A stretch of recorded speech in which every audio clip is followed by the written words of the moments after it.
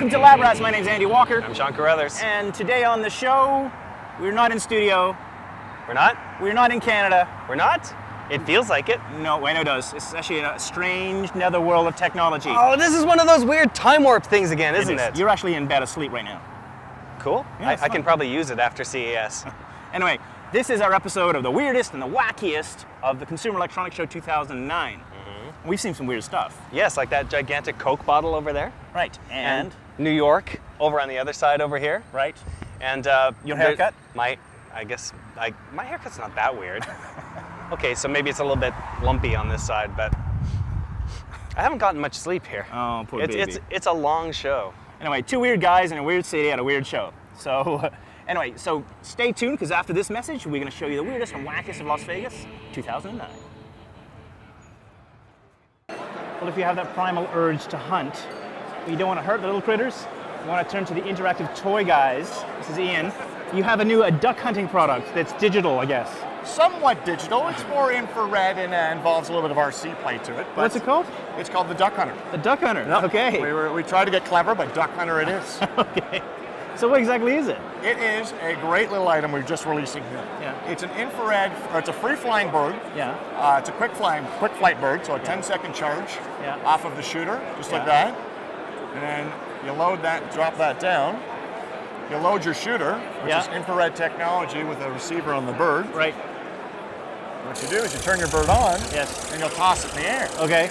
Once in the air, you shoot it down. Now you've got 30 seconds to get 3 direct hits while it's in the air. Right. And it's going to free fly, which, but it's not as easy as it sounds. No, I can't imagine. No, it's a great little item. Then you just get it, you charge it back up. Now this is a product can be available when and how much? It's going to be available in the spring. Yeah. The spring, May, to be specific. 2009. 2009. Yeah. For $29.99 retail. Oh my God. And then I hear a little birdie tells me there's a 2-player mode coming out? We have an item called the Duck Hunter Extreme, Yeah. which we are slated to launch in the fall, which takes the free flight bird and turns it into a remote control bird. So if you were in charge, you'd have the RC controller, Yeah. you would fly the bird around, Yeah. while I would hunt you out of the sky. So we're trying to stay as... You can try to keep it as what? I just got to try to keep it as light as possible, but indoor duck hunting is a rage. We've been studying it and doing numbers. There really aren't many numbers, but the ones that I've read said that it's going to be taking off. It'll be a very popular sport. Well, let's see it. Speaking of taking off, take it off. Let me give it a quick charge. Let's have a quick look. All right, ready? Yeah.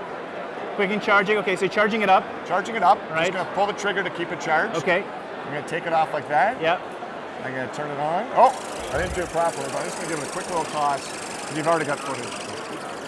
Just like that. Are you going to shoot it? No. Well, that's it. Duck Hunters, Digital Duck Hunters has arrived here at the Consumer Electronics Show 2009.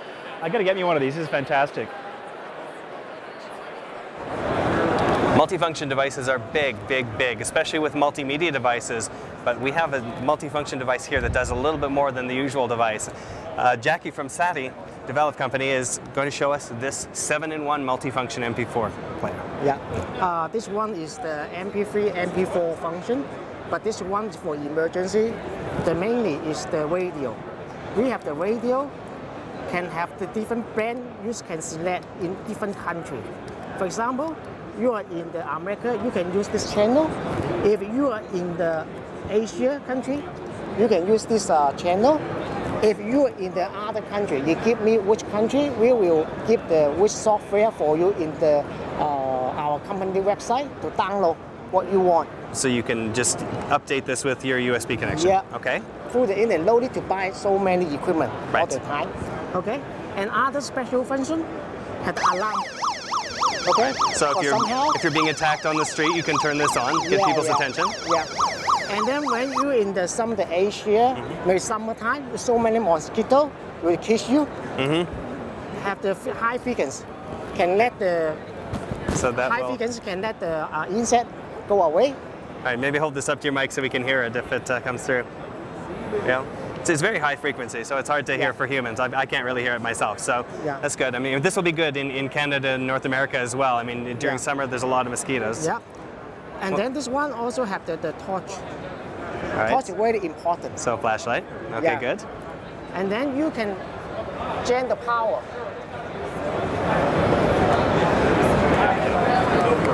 So a little plug-in, looks like for a mobile phone The mobile potentially. phone, yeah, that's right. In the emergency, all the time the battery is gone. Then Yeah. all the high technical is rubbish. Okay? During in this period, when headache, and then the nobody can help you. But this one, you can jam the power. Ah, so just a little dynamo creates power for you. Very good. And I understand that this little product is also an alcohol tester. Yeah, all the sensor. So you blow into Will the be top of it. data's coming. All right, so there's Show a you. little sensor right here Yeah. that's coming up. So when will this be available to the general public? We are looking for some wholesaler. Okay. And do you have an idea of how much this will cost when it hits retail, or to be determined at a later time? I found some website. They're selling very huge price, but our order is around 20% of them. Okay. And then our orders under patent, worldwide patent, including the America, Japan, so many Asia countries. Yeah, so definitely keep an eye out for this. It'll be around and about. Thank you so much, Jackie. Thank you. Nice to meet you. Do you have a Once upon a time, you needed a red lens and a blue lens to actually see 3D. But now Samsung's come out with a prototype 3D plasma display that allows you to have 3D in your living room potentially one day. Now, Jeff, tell me a little bit about this technology. How does that work? Because we used to need glasses, right? How come we don't need to anymore? Well, we want to try to get away from wearing the glasses. So what we've done is we've actually layered the plasma panel so that you can view it from 9 different viewing angles, so that anybody can sit in the room and get that 3D effect. Now you have to sit a fair distance away, otherwise it kind of, it kind of gives you a little kind of vertigo when you're up real close, right? So you want to sit a fair distance away back, Yeah. right? But it really is genuine. You probably can't see it on camera, of course, but when you're here, it's quite astounding. Those dice are actually coming out of the screen at us right here. Now, this is not something that you're productizing right away. It's not going to be available anytime soon, but your lab's obviously been working on it for a while. Yeah, no, for sure. It's a prototype piece right now, but certainly what we want to do is bring this to market in the very near future. This would be for people who like to watch movies, gamers, advertising, marketing. So there's a lot of applications that this type of technology can be used for. Right. So, so not just a consumer piece then, perhaps industrial applications as well. Oh, absolutely. I think there's a lot of ideas and ways we can utilize 3D technology throughout the market and through customers' homes today as well. Could this be applied to plasma, LCD, and potentially OLED at some point in the future? Certainly, I think we can apply that type of technology to the other types of technology like LCD and OLED. So obviously Samsung's always going to look to the future and try to improve on that technology and bring it to new technologies as well. Thanks a lot. Appreciate it. So there you go, 3D prototype from Samsung, and you're not going to get it right away. And until then, you're going to have to deal with me like this. Whoa! Believe it or not, I am now driving a car just by moving my hands around. And no, they're not connected to anything. They're just in the middle of, they're just in the middle of the air. We've got a camera over here that's sensing my motion. And Francis from Gesture Tech is here to tell us a little bit more about how this works. So Francis, how am I able to do what I'm doing here?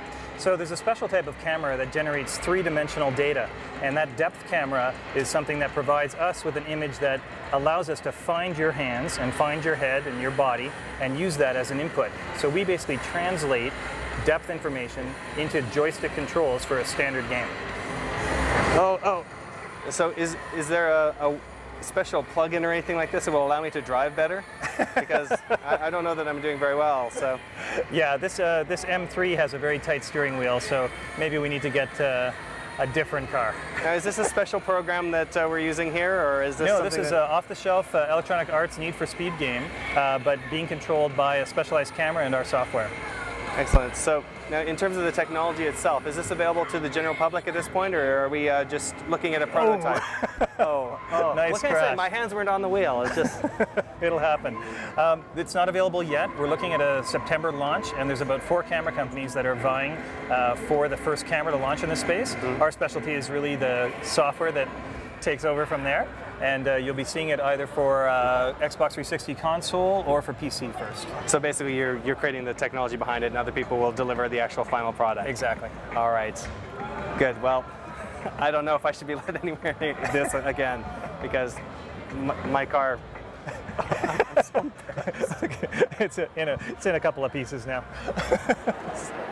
Oh, what a tangled web we weave here on the internet or out there in electronics land. You know, have you ever had this? Oh my God, I have a million wires like this in my bag, and I found Julie, who's solved this problem. Now, you've invented the earbud yo-yo to solve this problem? Yes, I did. Show me it. This is the earbud yo-yo. It comes in one piece. You twist and unlock it. One side has a hook on it. I face the hook pointing to the right. I lay the cord in with the connector end facing downwards because I'm right-handed. If I was left-handed, I would face it pointing upwards. I take the top piece, twist and lock it on, and then it stays on your cord so you never lose your organizational device. Then when I want to wind it up, I move the connector end out of the way, and I just wind it up like I would wind a child's yo-yo. But a nice feature is you can wind it up to your desired length. Right. Because earbud cables are very long these days, so if you want to cinch it up some so the cord's not in your way, you can just stop winding and... So it's like you're customizing the length of it. Exactly, right? And it doesn't come unwound. Unbelievable. So now, you're not in the consumer electronics business. No. You were a dental hygienist. Yes, but I have a 7-year-old son, so I was staying home with him. And so I just decided I needed to work on this problem for myself. I had a really good pair of earbuds, and I wanted to organize them. Right. So I just had an idea, and the idea was to keep the organizer on the cord. Right. And there's nothing out there that's like it. Then at the very end, I put it behind the teeth. See, I like teeth, being a dental hygienist. Well, it makes sense, right? Yes, they're rubber teeth, and on the last revolution, I just stick it in and it just locks into place. Fantastic. Then you can store it on your iPod. Right. Well, that's like that. They come in lots of colors and designs. Lots of colors and designs. There's 8 different designs like this, and then there are 8 solid or translucent designs. That's great. And how much? These sell for $15.99. 50? 15. 15. Oh, yes. That's a deal. $15.99. Very good. And then the clear or translucent, or excuse me, solids and translucent sell for $10.99. Earbud yo-yo. Yes, and I have a couple configurations of double packs, and that's the price point. For example, this is one set. Right. So you get 2 to match your purse and your shoes. Yes, exactly. Why or not, you get one for the husband, one for the wife. Very good. You know, it's a little price point. So. I love it. There you go, the earbud yo-yo. Who would have thought it here at CES? Thank you so much, Julie. Thank you. It's good to see you. Thank you too. Earbudyoyo.com. So we saw the Shake-O-Matic last year at Lexar Crucial's booth, and you know what? We've got to the Shake-O-Matic 2.0 right here, and it's going to show us something very interesting. So I'll have Terry tell us a little bit about this. Sure. So we have our solid-state drive mounted into the paint shaker. As you said, same type of setup we had last year, but we kind of decided that wasn't enough. So we still have it cabled in underneath the PC. We replaced the traditional drive and just have it connected through the SATA connection. Okay, so the drive that's running all of this is sitting over here inside the paint shaker. Exactly. All the OS and the video that you're seeing on the screen is running on this drive right here. And so what we've also done is mount a modified Sawzall, you could say, and so we're jackhammering it as well. And then we put a sensor, and that will register the amount of G-force that the drive itself is hitting. There we go. So right now it's pretty low because it's so not we'll really go ahead and much. turn it on. We'll step away here. So it's getting up, peaking out around 100 G's points, 150 G's. Right, well that's holding up pretty well so good. far. It's still running, the movie is still going. And then we like to kick it up, you know, 1 notch. And so you'll once in a while see this thing spike off the screen. Once it hits the top of the screen, it's around 300 G's. We've had it to around 400 to 500 G's at any given moment. And you'll notice that despite all of this action going on in the Shake-O-Matic, the movie is still running in the background. It's still going. Yep. That's pretty impressive. So where can we buy the Shake-O-Matic? Unfortunately, we have not manufactured the Shake-O-Matic for mass production yet. We are working on that for future trade show uses. Okay, so now the drives themselves, obviously they're standing up to this sort of torture pretty well. Well, what capacities do you have, and how much do they cost? So right now we have our 32 and 64 gig drives still out. We are about a couple months away from introducing our next generation drives, which will be up to 256 gig. What we're introducing this week is our SSD drives for our netbooks, which you'll see up here. We have two different designs. One designed for the Asus EPC, and then we also have one for the Dell Mini 9. And these are designed for aftermarket upgrades to go up and above what the manufacturer is currently offering in the 4 and 8 gig, usually for the $400, $300 range. And then you can take those drives and upgrade them if you need more storage for those. Great, and these are good in the Shake-O-Matic as well. They'll survive that same You know, the sort of great thing starter. about the solid-state technology is it can really be in any form factor. The technology is the same. It's just a different type of interface, different type of form factor. There you go. So, technology here that'll work even if you put your notebook inside a paint shaker and then start bashing it. That's called a set-top box, and it goes out to the internet and grabs content and puts it on your TV. It's called what's called IPTV. This has been talked about for a little while now, and finally it's coming true. So I'm here with Stefano from, is it Fire TV? That's right, firetv.com. So you guys have developed a set-top box that provides content to your television, right? Correct. Right. So tell me a little bit about how the content gets off this box onto the television. Well, it's very simple. If you've ever connected a DVD player to a TV and your computer to your internet, then that's all you need. You connect this to your broadband and to the TV. And through the magic of technology, we're able to stream on the fly, you know, whatever content you like onto your TV directly. Now it comes with a remote control, so it's easy to use. Absolutely. It's a very small remote. I believe it's a 13-button remote. You know, standard DVD stuff. You have your play, your pause, fast forward, skips. You know, you can also rate the content so that if you like something in particular, you give us a rating, and then other people that like the same type of content will know that this is a particularly good content. Can you demo it if we just push the button? And looks like you had a romantic comedy or something like that on the TV, right? Yeah, something like that. Yeah, okay, all right, let's have a look. Wow, the picture's really clear. It's very good. As you can see, it just looks like your natural television, that sort of thing. And what you do? Oh my God! Okay, so what kind of content is this? Well, this is an adult content. The naughty stuff. Oh, you. Oops. Okay, so Fire TV, naughty. Don't look. Don't look. Don't look. I'm weird. I'm wacky. I'm in Las Vegas. Yeah, that was our weirdest and wackiest episodes. Hang on a second. Hello. And we hope you enjoyed that. I certainly did. I thought that Las Vegas was kind of weird and wacky this year. What about you? It's always weird. I find Las Vegas to be a creepy wonderland of all things for adults. Sort of like if you were a kid, but you were actually 40 years old, Las Vegas is the place for you. Absolutely. And that's just weird. Well, and I think it's also weird that my face is really lit up and yours isn't. Yes, I know. Nice. Ooh. Your face is weird anyway. Yeah. Anyway, that's it for Lab Rats. We hope you enjoyed our coverage of CES 2009.